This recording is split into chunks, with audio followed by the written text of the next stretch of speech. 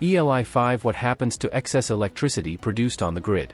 Since, and unless electricity has properties I'm not aware of, it's not possible for electric power plants to produce only and exactly the amount of electricity being drawn at a given time, and not having enough electricity for everyone is a very bad thing.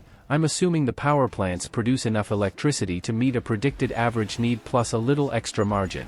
So, if this understanding is correct, where does that little extra margin go? And what kind of margin are we talking about?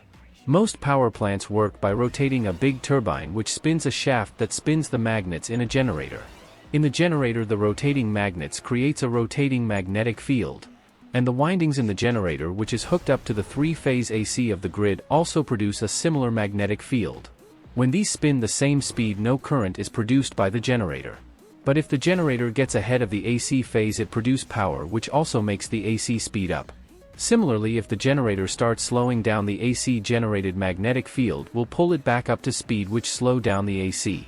This all means that all the turbines in all the power plants in the grid is all connected together and spins at exactly the same speed. And they have quite a lot of energy stored as rotating mass.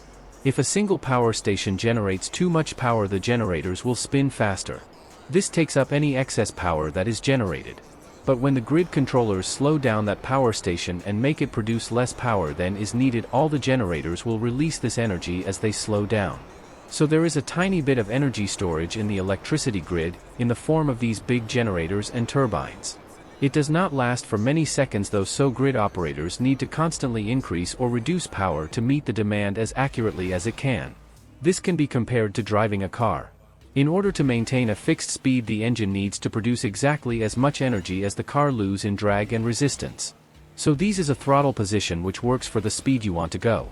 But if you push the throttle a bit too hard or a bit too soft then the car is not going to instantly go super fast or instantly stop. You have some time to notice that the speed is not right and correct your throttle. And when there are changes in the driving conditions, going up or down a hill or going around a curve, just like there are different loads being applied to the electricity grid, you have time to adjust the throttle to meet this changing demand.